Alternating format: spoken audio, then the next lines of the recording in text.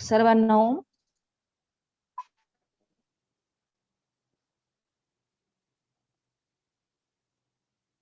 सगळ्यांनी असं नोट्स लिहून घेताय का आपण बाकीचे विद्यार्थी? प्रशांत सर, विकास, सुवर्णा मॅडम, ठीक आहे. मला मग कोणी मंगलाचरण मध्ये काय सांगितले कोणी सांगाल का? भर्तृहरीने जी सुरुवात केली नीती शतकम मध्ये मंगलाचरण, त्याच्यामध्ये त्यांनी काय सांगितले कोणी सांगाल का? कोणत्या देवताचं स्मरण केले त्यांनी असं आपल्याला सांगता येईल का कोणाला?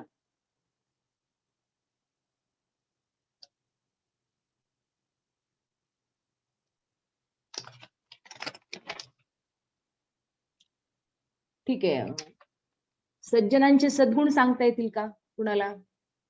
जो 51वा श्लोक आहे लिहून घेतलेत का सगळ्यांनी सज्जनांचे सद्गुण? सुवर्णा मॅडम तुम्ही लिहून घेतलेत का? सांगा मग कोणते सज्जनांचे सद्गुण?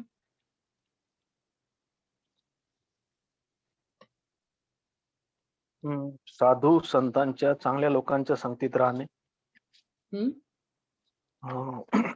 दुसऱ्याच्या गुणात संतोष मानणे, गुरुच्या ठिकाणी नम्र होणे, विद्येचे व्यसन आसक्ती प्रेम असणारा, स्वतःच्या पत्नीवर प्रेम असणारा, भगवंतावर भक्ती असणारा, जननिंदेची भीती असणारा, स्वतःला संयमित ठेवणारा,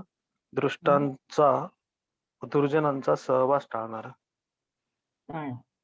हे सज्जनांचे सगळे गुण आहेत. ठीक. आणि स्वभाव सिद्ध महान लोकांच्या गुणांचा परामर्श घेतला होता आपण 52व्या श्लोकात, जे आता आर्या मॅडमनी विचारलं होतं, सुवर्ण मॅडम. ते सांगता येतील कोणाला? मॅडम सांगा परत. ठीक आहे सर, तुम्हीच सांगा लिहून घेतलं असेल तर.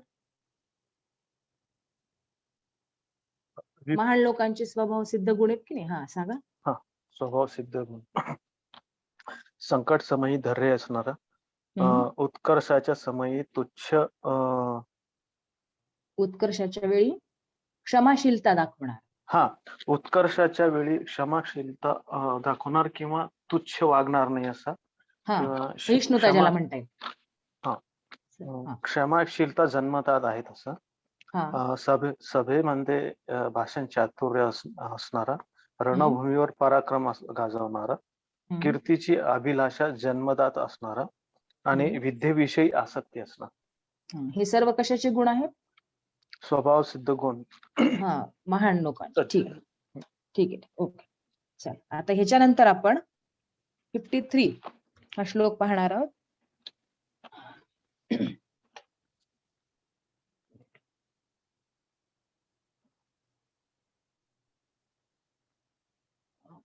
पुढील आता पद्य जे अभ्यास करणार आहोत आपण, त्याच्यामध्ये ऐश्वर्य नसताना सुद्धा स्तुत्य त्याग करणे हे थोर लोकांच्या त्या इंद्रियांचे सद्वर्तन म्हणजे त्यांचे भूषण असते असे प्रतिपादन केलेले.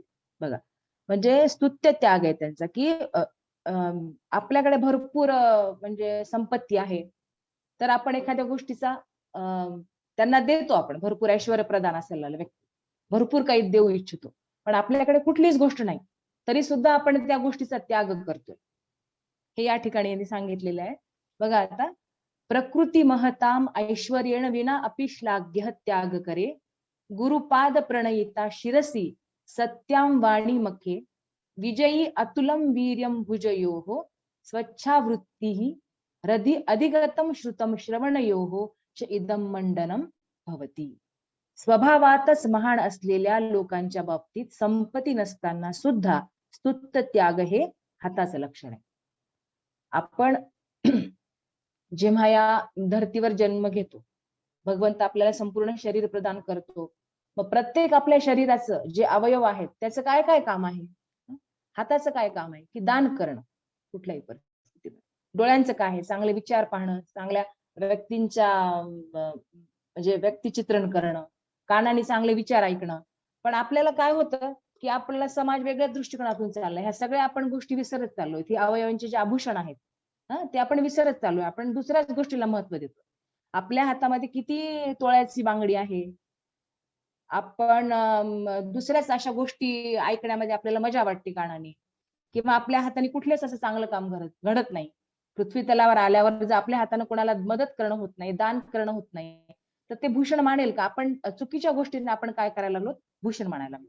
पण या सगळ्या ज्या गोष्टी आहेत, तर ते प्रत्येक अवयवांचं भूषण काय असं त्यांनी सांगितलंय, की स्वभावातच महान असलेल्या लोकांच्या बाबतीत संपत्ती नसताना सुद्धा स्तुत्य त्याग करतात. स्वभावात महान आहेत आणि संपत्ती अजिबात नाही, लक्षात घ्या. असताना देणं ही गोष्ट वेगळी, पण नसताना सुद्धा त्या गोष्टीचा पुरस्कार करणं, त्या व्यक्तीला समोरच्या मदत करणं, हे त्या हाताचं भूषण आहे.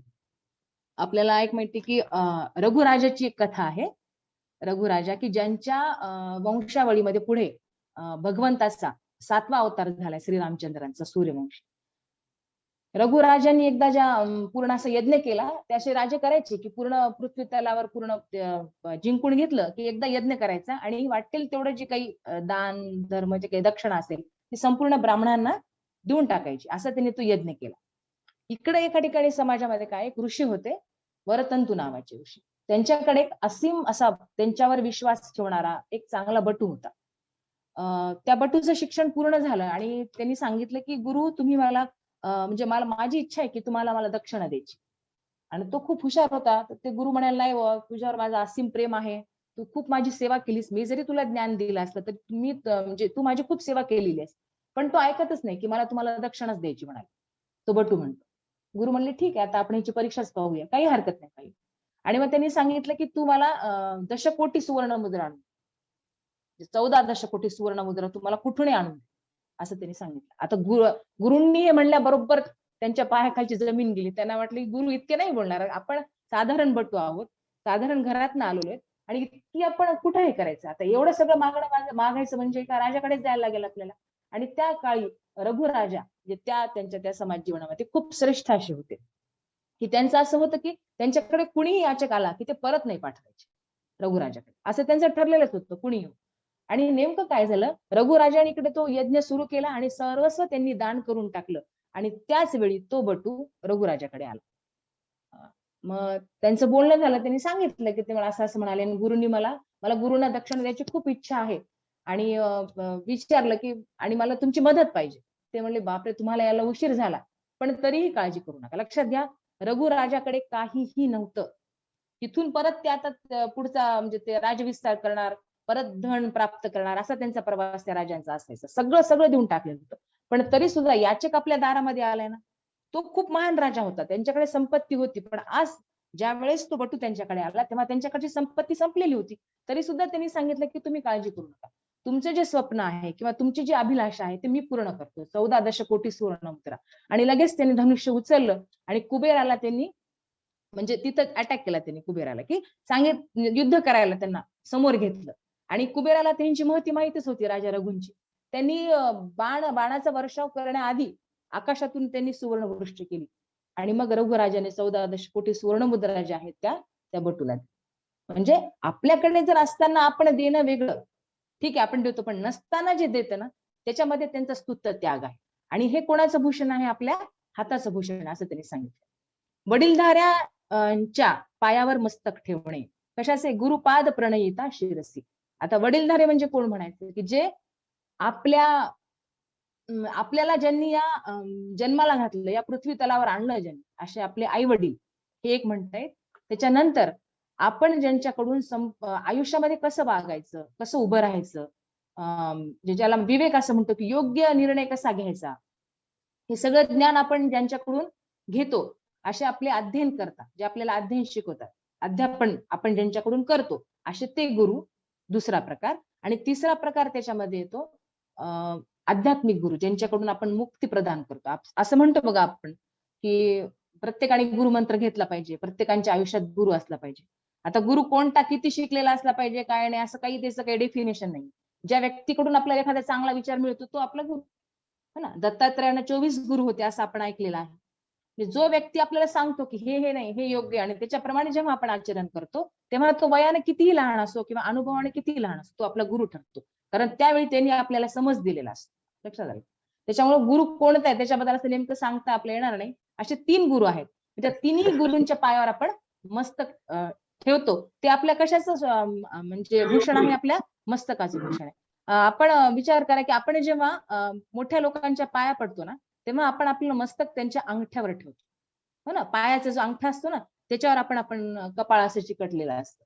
कशामुळं? कारण आपण असं मानतो की जे काही आध्यात्मिक गुरु आहेत किंवा जे काही मोठे लोक आहेत, त्यांच्या अंगठ्यामध्ये ती ज्ञानाची जी शक्ती असते त्यांच्या पायाच्या अंगठ्यामध्ये स्थित असते आणि ती आपण आपल्या मस्तकावर जे धारण करणं किंवा ते तिथून आपल्या मस्तकात ते चांगले विचार यावेत, एक अशी आदराची भावना म्हणा अशी असते.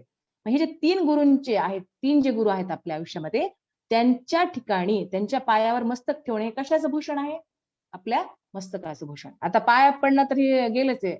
लाज वाटते मोठ्या मुलांना कोणाच्या पाया पडणं वगैरे. आपण आता म्हणजे हळू ही अशी प्रथा बंदच होत चालली आहे म्हणा. खरे भाषण हे मुखाचे. सत्य बोलणं कुठल्याही परिस्थितीमध्ये, अपशब्द नाही बोलणं, खोटं नाही बोलणं, कुठलीही परिस्थिती येऊ, आपल्या मुखाचं जे भूषण आहे ते काय आहे? सत्यम. ठीक आहे. त्याच्यानंतर विजयी करणारा पराक्रम 2 बाहूंचे. रणांगणावर जर गेलं तर आपले 2 भुजा जे आहेत ते निश्चितपणे आपल्याला काय करणार आहेत? आपल्याला विजय प्राप्त करून देणार आहे. जर आपण त्या ठिकाणी गेलो, खूप आता इकडे आपण असं रणांगणावर जायच्या आधी आपण खूप मी यू आहे, त्यू आहे, मी असं करतो, तसं करतो, असं आपण बोलतो. पण त्या ठिकाणी गेल्यावर जर आपण गलित गात्र झालो तर आपल्या बाहूंचा काही उपयोगच झाला नाही तर. आपला उपयोग आपल्या समाजाला होणं ही जाणीव एक तर पहिल्यांदा मी त्या दिवशी सांगितलं खूप महत्वाची. आणि त्याच्यामुळं तिथं रणांगणावर गेल्यानंतर तिथं पराक्रम करणं हे काय आहे? निश्चितपणे विजय प्राप्त करणं हे बाहूचं काय आहे? आद्य कर्तव्य म्हणावं लागेल किंवा त्याचं भूषण आहे. जर आपण तसं नाही करू शकलो तर त्याचा काहीही फायदा होणार नाही. निर्मल वर्तन हे अंतःकरणाचे. खूप निर्मल वर्तन असतं हे. म्हणजे इतरांबद्दल मनामध्ये कुठलीच दृष्ट भावना न ठेवणं, मत्सर न ठेवणं. म्हणजे इतकं हे सगळ्यात चांगलं असं सज्जनांचा गुण म्हणता येईल, की त्यांना त्यांच्या अंतःकरणामध्ये कोणी किती जरी त्रास दिला, कोणी कितीही अपशब्द जरी बोलले, तरी त्यांचं हृदय हे कायम निर्मल असतं. जसं आता एक वशिष्ठ ऋषींचे आणि अरुंधती पती पत्नी ह्यांच्या 100 मुलांना ऋषी विश्वामित्रांनी ठार मारला अशी एक कथा आहे. आता विचार करा, आपल्या अपत्याचा जो व्यक्ती शेवट करतो त्या व्यक्तीबद्दल आपण आपल्या संपूर्ण आयुष्यामध्ये एकही अपशब्द नाही काढायचं म्हणजे किती कठीण व्रत आहे. पण संतांना, ज्या लोकांना ते सहज जमून जातं. विश्वामित्र असंच अंगणामध्ये वशिष्ठ ऋषी आणि अरुंधती बसलेले आहेत. असं आकाश एकदम पूर्ण असं निर्मळ आहे, चांदण्या वगैरे आहेत आणि अरुंधती म्हणते की किती चांगलं चांदणं पडलेलं आहे असं वगैरे त्यांचा ते संवाद चालू असतो. तर हा संवाद विश्वामित्र मागून ऐकत असतात झाडाच्या मागे उभं. आणि मग वशिष्ठ म्हणतात की हो, आकाशातलं चांदणं खूपच शुभ्र आहे, अगदी विश्वामित्रांच्या तपश्चर्येसारखं धवल आहे, पवित्र आहे. विचार करा, ज्या व्यक्तीने आपले अपत्य मारले त्या व्यक्तीच्या तपश्चर्येबद्दल इतकं सुंदर वर्णन करणं म्हणजे परिसीमा झाली सज्जन व्यक्तींची. असं त्यांनी सांगितलं की इतकं त्यांचं अंतःकरण कसं असतं? शुद्ध असतं. आणि अध्ययनाद्वारे मिळवलेले शास्त्रज्ञान, अध्ययन श्रवण करणे हे कानाचं भूषण आहे. सतत चांगले विचार श्रवण करणे, अध्ययनाद्वारे मिळवलेले शास्त्रज्ञान श्रवण करणं हे कानाचं भूषण आहे. ठीक आहे. आणि हे सगळे भूषण असेल ह्यांनी त्या ठिकाणी मांडलेलं आहे की स्वभावातच महान असलेल्या लोकांच्या बाबतीत संपत्ती नसताना सुद्धा स्तुत्त त्याग.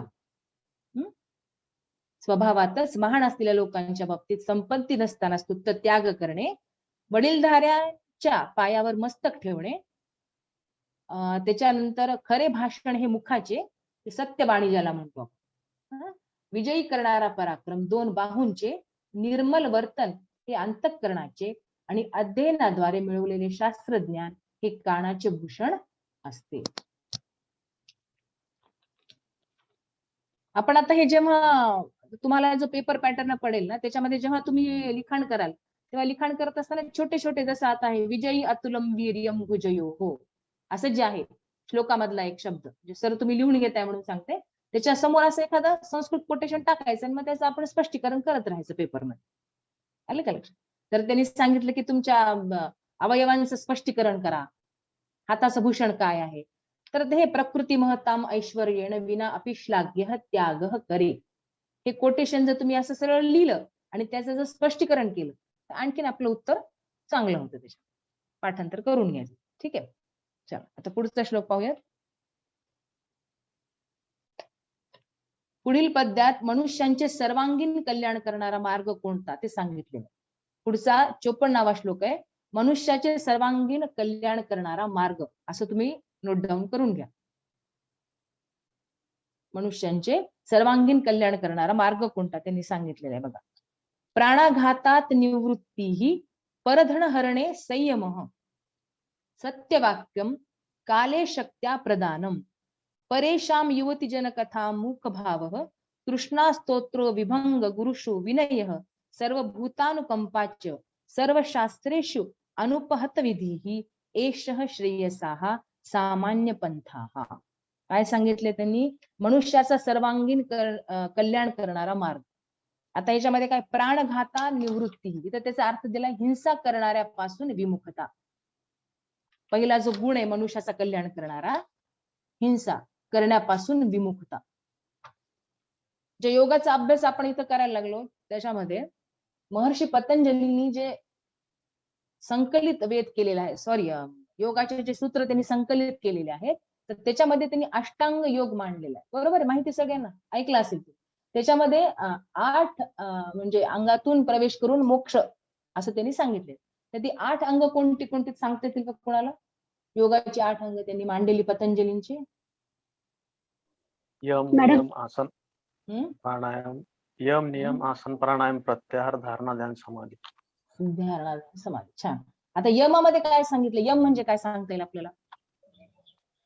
अहिंसा, सत्य, अस्तेय, ब्रह्मचर्य, अपरिग्रह. अपरिग्रह.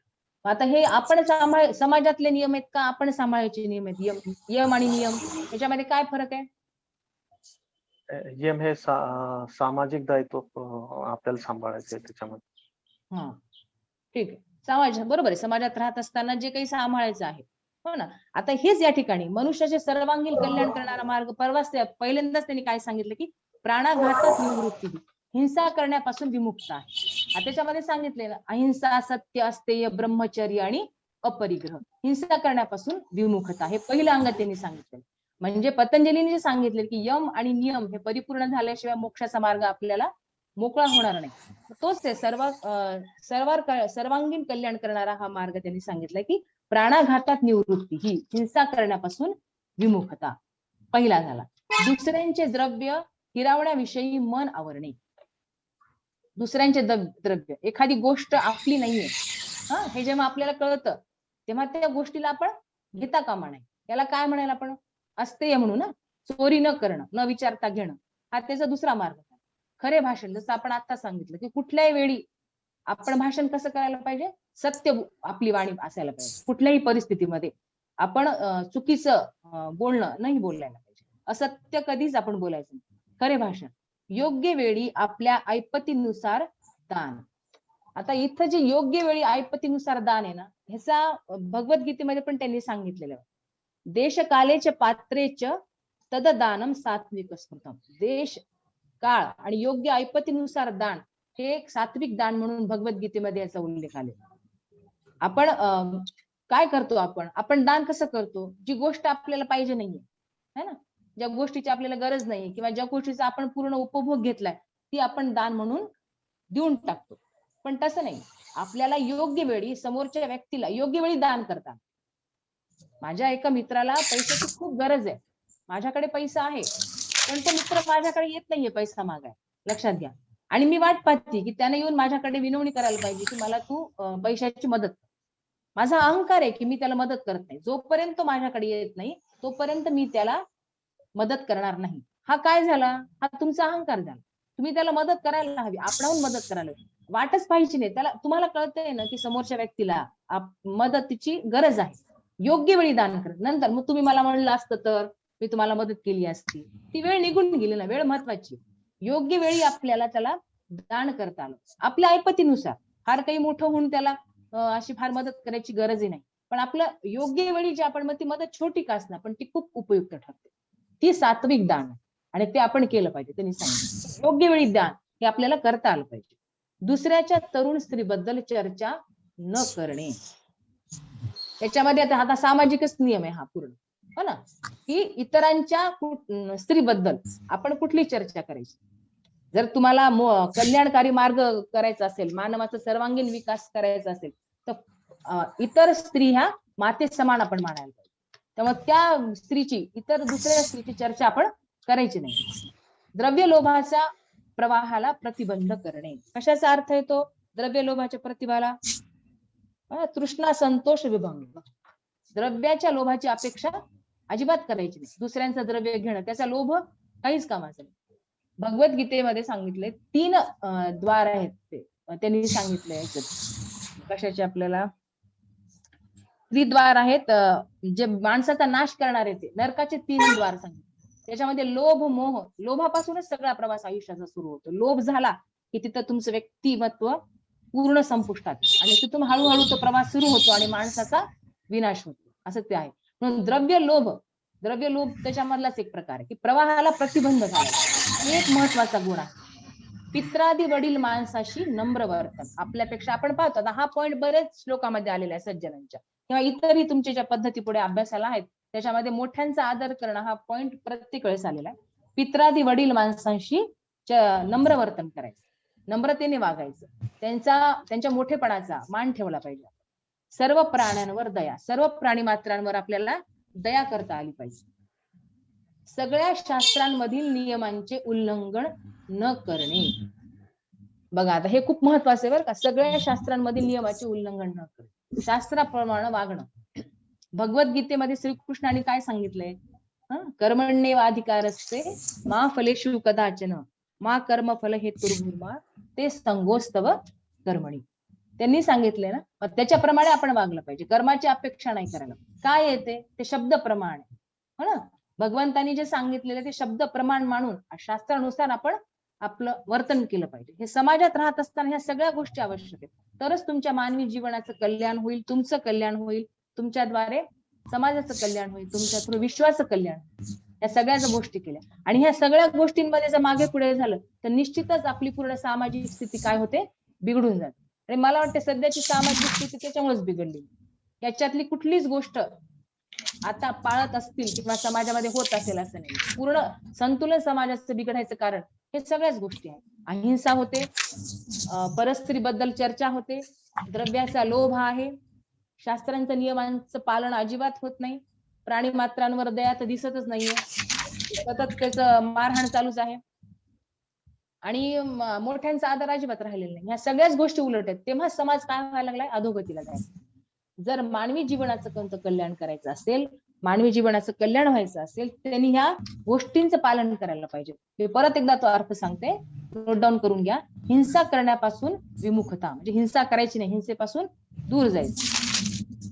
दुसऱ्यांचे द्रव्य हिरवण्याविषयी मन आवरणे, खरे भाषण, योग्य वेळी आपल्या ऐपतीनुसार दान, दुसऱ्याच्या तरुण स्त्रीबद्दल चर्चा न करणे, द्रव्य लोभाच्या प्रवाहाला प्रतिबंध, पित्रादी वडील माणसांशी नम्र वर्तन, सर्व प्राण्यांवर दया, सगळ्या शास्त्रांमधील नियमांचे उल्लंघन न करणे हा कल्याण करणारा मार्ग आहे.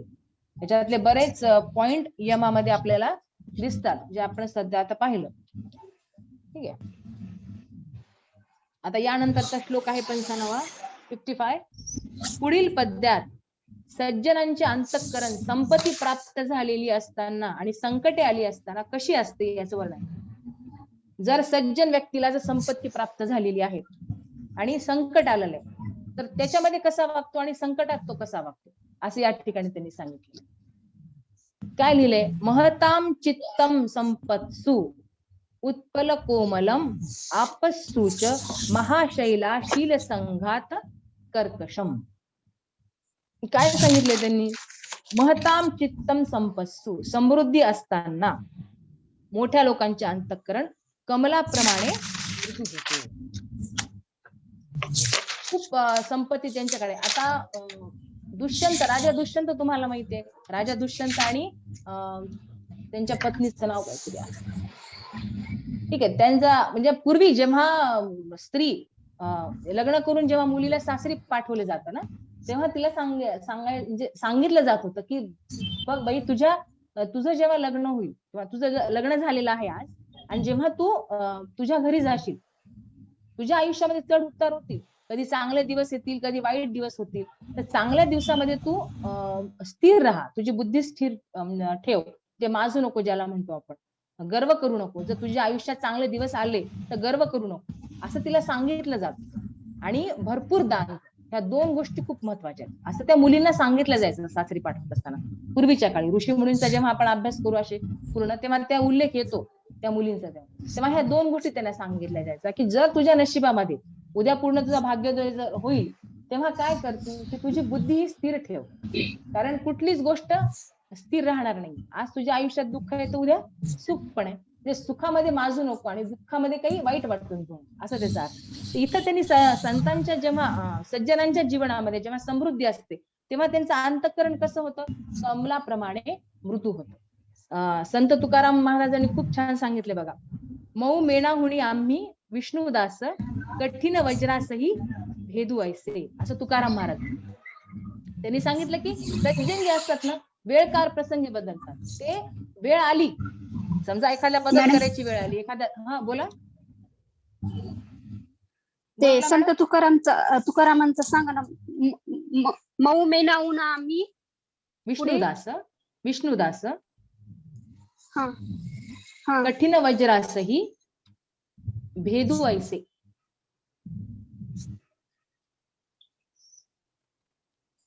Okay madam, thank you. हा ठीक. त्यांनी काय सांगितलं की वेळ काळप्रमाणे आम्ही किंवा सज्जन लोक जे असतात ते मऊ आणि कठीण होतात असं त्यांनी सांगितलेलं की, आणि कठीण झालो तर आम्ही वज्रापेक्षाही कठीण होऊ. वज्र माहिती का तुम्हाला? वज्र हे इंद्राचं शस्त्र आहे है ना, जे हनुमंताच्या जन्माच्या वेळेस त्यांच्या हनुवटीला लागलं होतं म्हणून हनुमान असं नाव पडलं. हे ते कठीण असं शस्त्र आहे, जे शस्त्रास्त्र होतं त्यांचं. त्याच्यापेक्षा सुद्धा सज्जनांचं हृदय कठीण होईल असं त्यांनी सांगितलं वेळ काळानुसार. आता आपण पाहिलं की भगवंतांनी 9 अवतार घेतलेले आहेत विष्णूंनी. आपल्या भारतीय धर्मामध्ये असं मानलं जातं की भगवंताचे 9 अवतार झाले. त्याच्यामध्ये मत्स्य, कूर्म, वराह आणि नृसिंह अवतार आहे. त्या नृसिंह अवताराचं तुम्ही पूर्ण फोटोमध्ये म्हणजे चित्रवर्णन पाहिलं असेल कसं चित्र आहे. अकराळ विक्राळ असं रूप आहे, नख असे लांब, म्हणजे नर पण सिंहाचं सगळं चेहरा वगैरे असतो.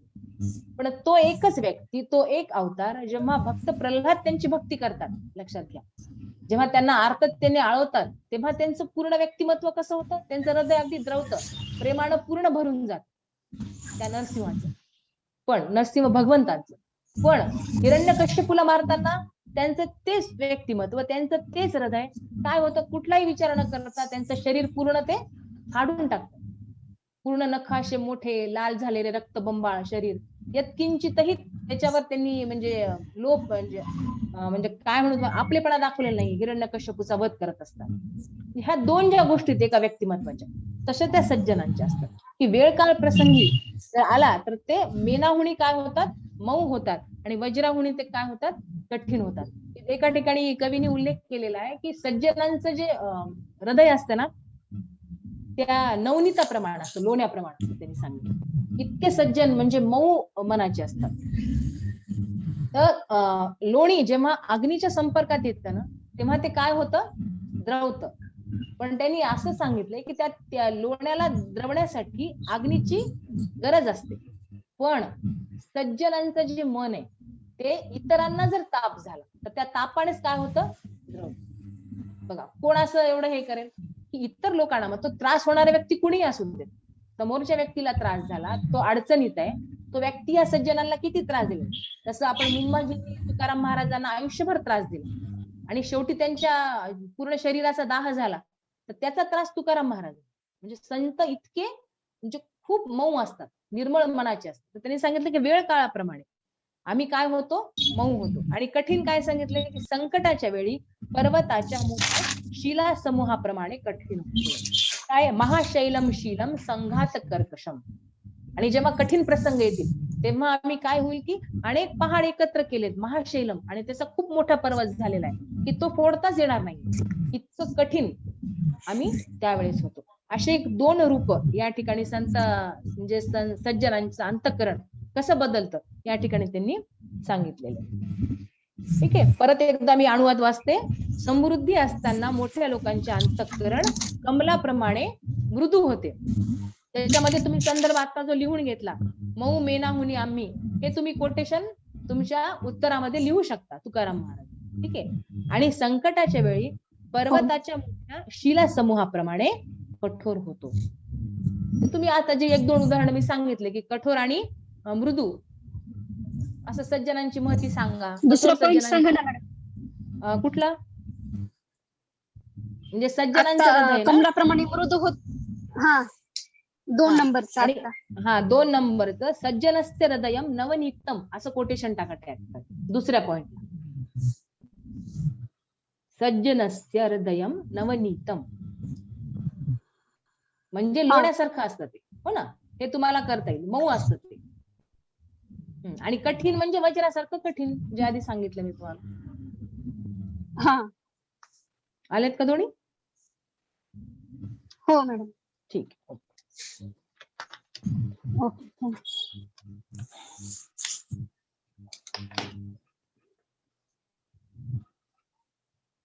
कसं आता याच्यामध्ये त्यांनी काय सांगितलं की सज्जनांचा अनुक्रमे उत्कर्षाचा म्हणजे समृद्धीचा काळ आणि संकटाचा म्हणजे अपकर्षाचा काळ. सज्जन जरी असला तरी त्याच्याही आयुष्यामध्ये उत्कर्ष येतोच की, असं काही नाही. उत्कर्ष येतो किंवा अपकर्षाचा काळ पण येतो.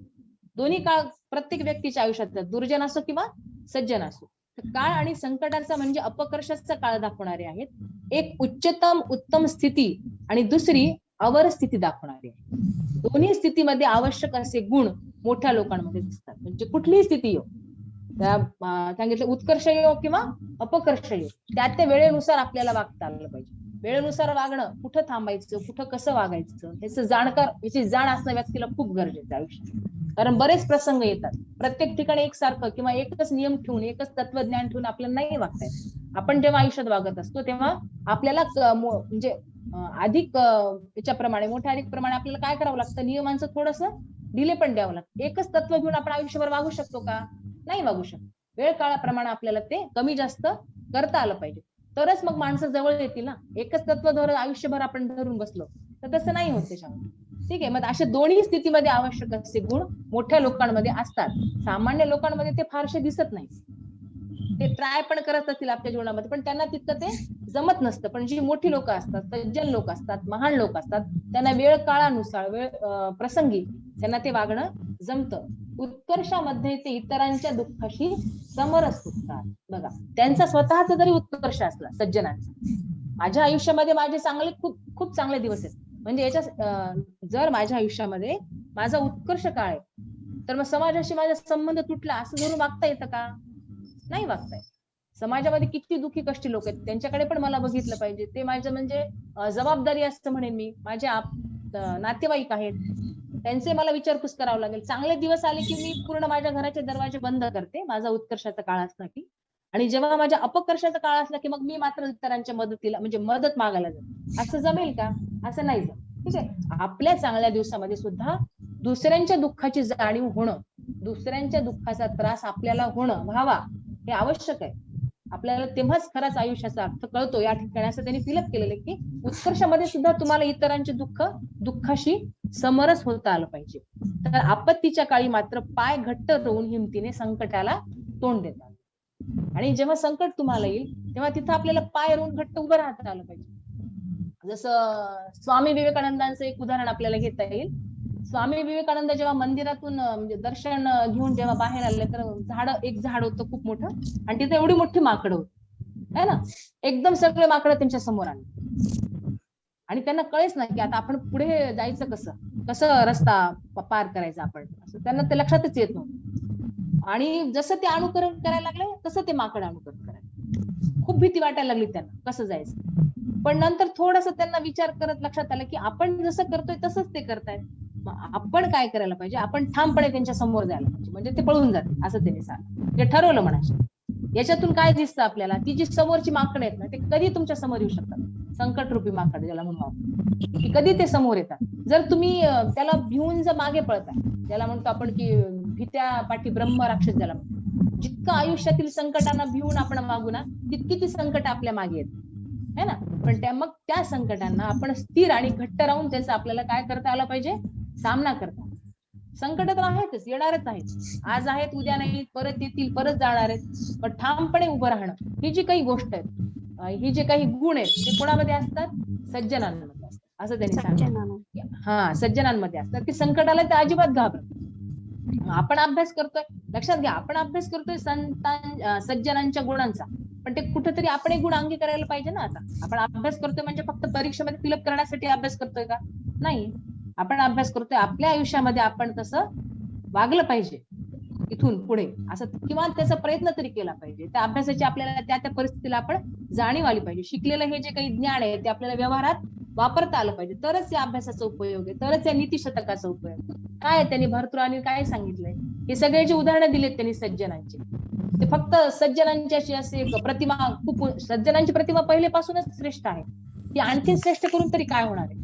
सामान्यांच्या जी काही परिस्थिती आहेत, सामान्यांची जी वागणूक आहे, सामान्य लोक जे व्यवहार करतात तो उत्कृष्ट व्हावा, त्यांची नीती, ते विवेक या गोष्टीमध्ये व्यवस्थित व्हावे म्हणून त्यांनी लिखाण केले ना. मग हे सामान्यांसाठी केलेलं हे जे काही लिखाण आहे, जोपर्यंत आपण आपल्या आयुष्यामध्ये त्या गोष्टीचा अंगीकार करणार नाही आहोत तोपर्यंत ह्या श्लोकाला काहीच अर्थ राहणार नाही. त्याच्यामुळे येणारी जी संकट आपल्या आयुष्यात, कुठलंही संकट असतं, त्याचं रूप कुठलं सांगतायत, खूप मोठं संकट असू शकतं येणार. आज या क्षणी मी इथं बसले, पण पुन्हा उद्या पुढच्या क्षणी माझ्या समोर केवढं मोठं संकट येईल काही सांगता येईल. मग त्यासाठी आपण पाय घट्ट करून, फक्त लक्षात घ्या, संकट तुमची परीक्षा करतं व्यक्तिमत्वाची. तुम्ही किती पाय घट्ट करून उभं राहता ते बघतं ते. तुम्ही पाय घट्ट करून, विवेकानंद ठामपणे उभे राहिले समोर, गेली माकडं पळून, है ना.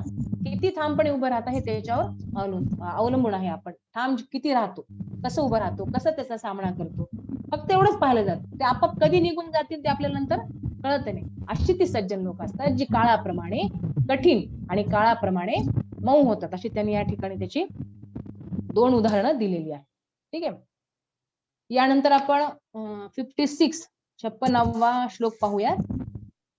काय सांगितलं यांनी पुढच्या श्लोकामध्ये. तुम्ही असं 56वा श्लोक लिहून घेत जा आणि वर अशी हेडलाईन टाकत जा.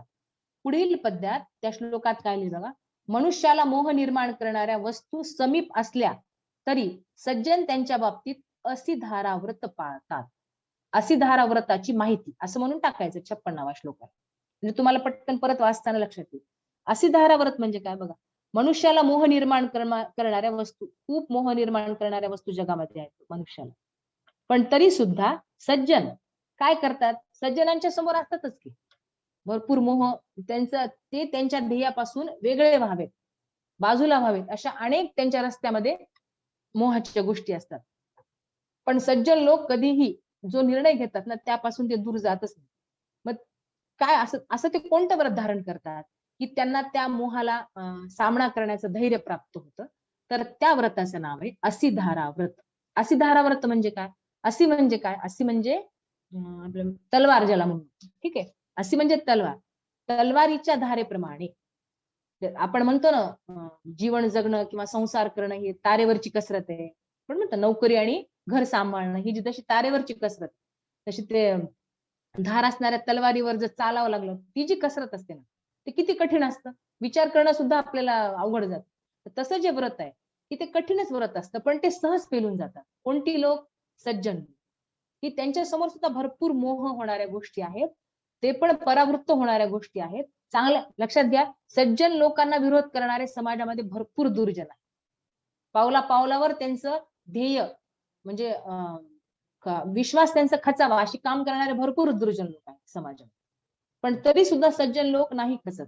पण तिथं त्या श्लोकामध्ये असं त्यांनी सांगितलंय, पुढे त्यांनी मांडलंय की असं कुठलं त्यांना कोणी ट्रेनिंग दिली सज्जना, म्हणजे त्यांचं व्यक्तिमत्व कोणी निर्माण केलं, की त्यांना उपदेश कोणी केला, असा एक प्रश्न त्यांनी या श्लोकाच्या शेवटी विचारलाय.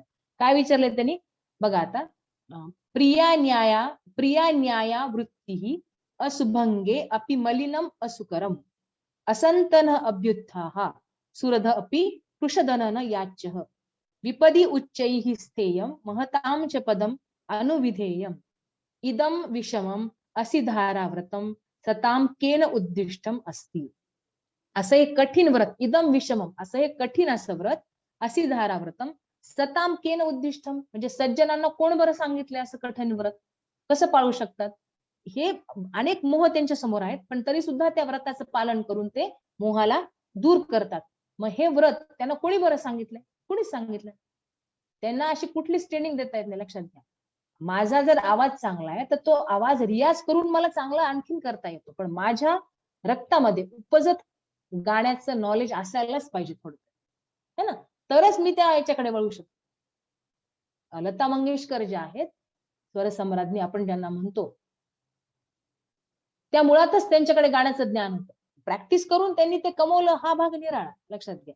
पण ते असायला हवं, ते नॉलेज थोडं तरी असायला हवं, म्हणजे ते उपजत. जसं विवेकानंदांनी शिक्षणाची व्याख्या केली की माणूस म्हणे शिक्षण काही घेतच नाही. शिक्षणामुळे काय होतं तर माणसाचे जे व्यक्तिमत्व आहे ऑलरेडी सगळ्या गोष्टी त्याच्यामध्ये असतातच, असं विवेकानंदांचं म्हणणं आहे. जे काही आपण मूल्य शिकतो अभ्यासक्रमामध्ये टप्प्याटप्प्यानं, पहिली दुसरी पहिली 10वी पर्यंत जे काही मूल्य शिकतो टप्प्याटप्प्यानं, ती हळूहळू आपल्या शरीरातून ती मूल्य बाहेर येतात, है ना. 7वीचा मुलगा जर पूर्ण मूल्य धारण करत असेल त्या पाठ्यपुस्तकाचा, तर 6वी पर्यंतची मूल्य त्याला पूर्ण झालीत असं आपण समजू. तर विवेकानंदांचं असं म्हणणं आहे की ते मूल्य फक्त बाहेर पडतात, ती गुण शिक्षणामध्ये. शिक्षण त्यांना कुठलंच गुण शिकवत, असं त्याचा अर्थ की सज्जनांमध्ये ज्या काही गोष्टी या सगळ्या आहेत त्या उपजतच असतात. फक्त त्याची वाढीच लागते, त्याची परीक्षा होते. जेव्हा समाजात ते येतात, दुर्जनांच्या समोर येतात किंवा दुसऱ्या लोकांच्या समोर येतात, तेव्हा फक्त त्याची परीक्षा होत असते.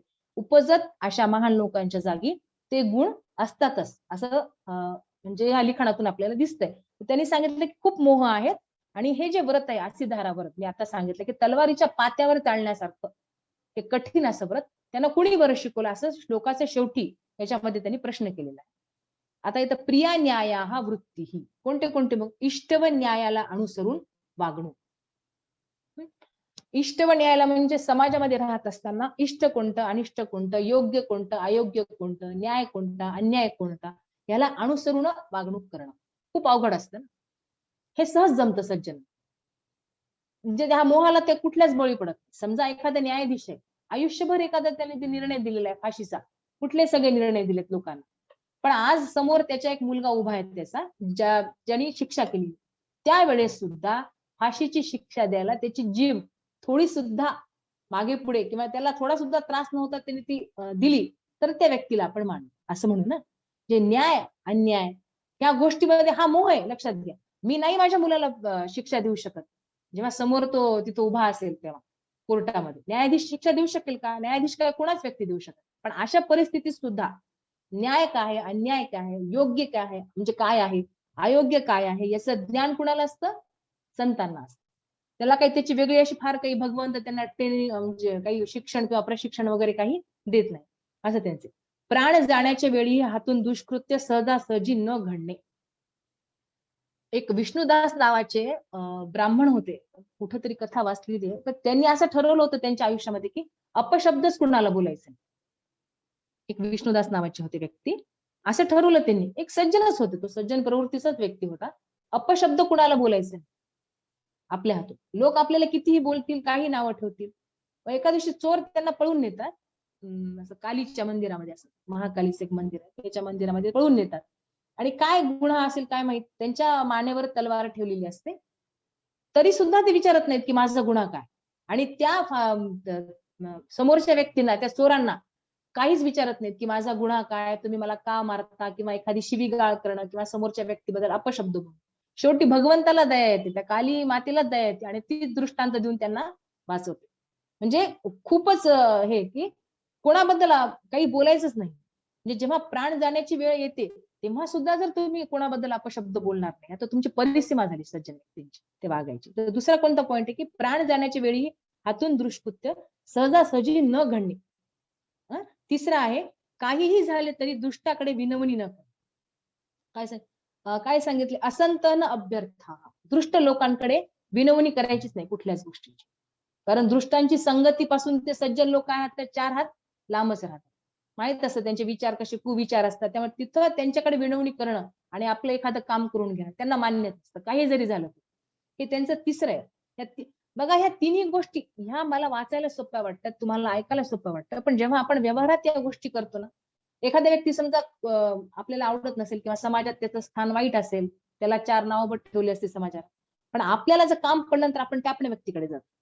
आहे असतं, तुम्ही जात असाल, मलाही जावं लागतं, पण माझं एक तत्व आहे की मी त्या व्यक्तीकडे जाणारच नाही. खलस्य, त्याच्या गृहामध्ये मी प्रवेश करणार नाही, असं जर मी आयुष्यभर ठरवलं. फक्त ठरवायचं असतं, पण आपण ते ठरवू शकत नाही, आपण ते पालन करू शकत नाही. मग आपण त्या मोहाला बळी पडतो, पण सज्जन लोक त्या मोहाला बळी पडत नाहीत, असं त्या ठिकाणी ते लिहिलं की दृष्टांकडे विनवणी न करणे. मित्राकडे सुद्धा धनहीन असेल तर याचना न करणे, खूप महत्वाचं आहे. आता हे वाक्य वाचल्यानंतर आपल्याला एक लक्षात येतं की श्रीकृष्ण भगवंत जे खूप मोठे राजे होऊन गेले, भगवंताचा खूप मोठा अवतार होता. सुदामा खूप गरीब होते, आपल्या सगळ्यालाच माहिती. पण कधीही सुदामाने जेव्हा कळालं तेव्हा श्रीकृष्णाकडे याचना नाही केली. सहज जर एकदा म्हणले असते. ही वेगळी गोष्ट आहे की त्यांच्या मनातलं श्रीकृष्णाने ऐकलं आणि त्यांना पूर्ण ऐश्वर्य प्रदान केलं. तो भाग निराळा पुढचा. पण कितीतरी वर्ष त्यांनी गरिबी भोगली होती. पण एकदा सुद्धा जाऊन ते सहज म्हणले असते श्रीकृष्ण. पण तरी सुद्धा माहिती माझा मित्र खूप मोठा राजा आहे, पण मी नाही म्हणत. हे तत्व सुदामाने आयुष्यभर सांभाळलं.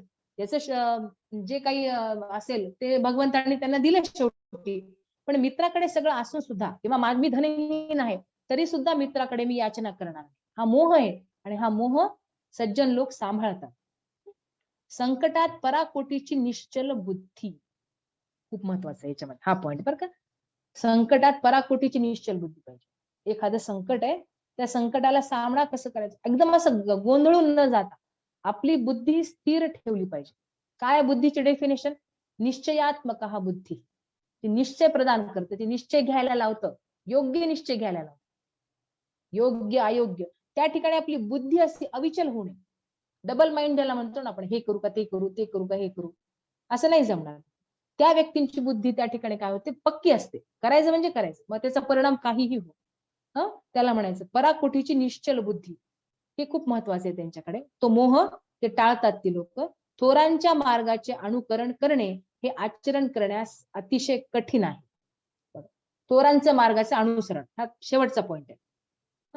कशाचं आहे ते? महतांच पदम अनुविधेयम, महान लोकांच्या विचारांचं अनुकरण. आपण बघतो एखाद्या नेत्याचं व्यक्तिमत्व किंवा चरित्र अभ्यास करत असताना आपण म्हणतो की लोकमान्यांचा पगडा आहे, ह्या व्यक्तीच्या विचारावर लोकमान्यांचा पगडा आहे. आता लोकमान्याने जे स्टेटमेंट केलं, स्वराज्य माझा जन्मसिद्ध हक्क आहे आणि तो मी मिळवणारच, त्यांच्याच अनुकरण जर मी सतत करत राहिले, मला होईल का आता या समाजामध्ये लोकमान्यांचं अनुसरण करणं?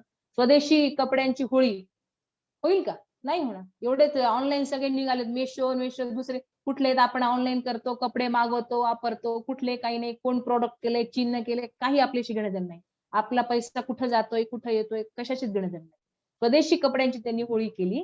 ते तत्व मला आज सांभाळता येईल का? नाही सांभाळता. पण सज्जन लोक सहज सांभाळतात, कारण त्यांनी ठरवलेलंच असतं, त्यांना तो मोह नसतोच. असं त्यांनी सांगितलं की मग हे खूप महत्वाचं आहे की आपण आयुष्य जगत असताना समाजामध्ये जे काही थोर लोक आहेत त्यांच्या विचारांचं अनुसरण करणं हे सगळ्यात कठीण काम आहे, असं त्यांनी या ठिकाणी सांगितलेलं आहे. आणि अशी धाराव्रताचा सज्जनांना कोण बरे उपदेश केला. असं जे असी धाराव्रत, हे सगळे व्रत कसे आहेत? असी धाराव्रत. फिलअप करून घ्या. ही सगळी जी व्रत मी तुम्हाला सांगितली कोणती कोणती? इष्ट व न्यायाला अनुसरून वागणूक, प्राण जाण्याच्या वेळीही हातून दुष्कृत्य सहजासहजी न घडणे, काहीही झाले तरीही दुष्टाकडे विनवणी न करणे, दुष्टाकडे विनवणी न करणे, मित्राकडे सुद्धा धनहीन असेल तर याचना न करणे. कोण धनहीन असेल तर? आपण स्वतः, बरं का, मित्र नाही. आपण स्वतः धनहीन असेल तर मित्राकडे याचना न करणे. संकटात पराकोटीची निश्चल बुद्धी, थोरांच्या मार्गांचे अनुसरण करणे, अशा आचरण करण्यास अतिशय कठीण असणाऱ्या असिधारा व्रतांचं सज्जनांना कोण बरे उपदेश केला. हे सगळे असिधारा व्रत आहेत. एक्झामच्या दृष्टीनं मला हा महत्वाचा श्लोक वाटतोय. थोडस IMP तुम्ही लिहिलं तरी चालेल. ऍक्च्युली मी पेपर पॅटर्न आज तुमचा कोणताच पाहिलेला नाहीये, पण तरी सुद्धा सांगते मी, कारण असिधारा व्रत एक नवीन शब्द म्हणजे वाटतोय मला, त्याच्यामुळे ते येऊ शकतं पेपरला. ठीक आहे. आता या ठिकाणी सांगितलं की इथं फिलअप केल्यामुळे मी हा तुम्हाला पॉईंट सांगते. या ठिकाणी इथं काय सांगितलं की आता मी सांगितलंय की ब्रह्मचर्य व्रताचं पालन म्हणजे किती कठीण असतं हे व्रत.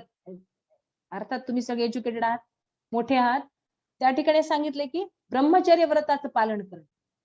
जोपर्यंत आपलं लग्न होत नाही, आपण त्या विवाह बंधनामध्ये जोपर्यंत अडकत नाही, तोपर्यंत आपण ब्रह्मचर्य व्रताचं पालन करणं योग्यच आहे. पण जेव्हा विवाह होतो आपला, तेव्हा सुद्धा जर कोणी तुम्हाला सांगत असेल की तुम्ही ब्रह्मचर्य व्रताचं पालन करा, तर ते अवघड आहे ना. तर ते विचार करा की ते व्रत पाळण्यास किती कठीण आहे. तर त्याला म्हणायचं असिधारा, की जे अत्यंत हँडल करायला खूप अवघड जातं. अशी एक त्यांनी खाली उदाहरणं दिले या पुस्तकामध्ये. असं म्हणजे तुम्ही समजू शकाल की वरची जी काही व्रत आहेत ते पालन करण्यासाठी किती अवघड असते. ठीक आहे. मग आपण या ठिकाणी थांबूयात आज. 56 झालेले आहेत. मला वाटते 57, 58, 59 आणि 60 4 पूर्ण झाले की आपल्याला सुजन पद्धती आपली कंप्लीट होते.